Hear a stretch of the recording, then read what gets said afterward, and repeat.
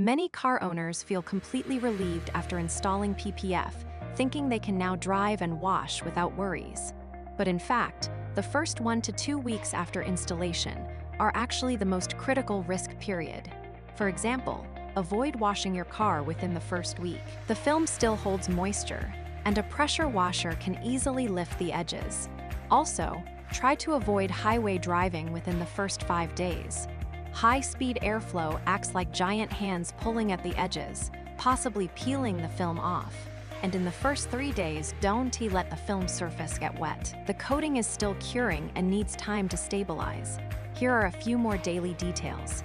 AC water or sprinkler water should be wiped off quickly, or it will leave stubborn spots. Bug remains, bird droppings, and tree sap should be removed immediately, or they corrode the film. And doing a treatment every 2 to 3 months, like giving the film a spa mask, keeps it glossier and longer lasting. In summary, PPF isn't done once it's installed. Early details decide how well it protects long-term.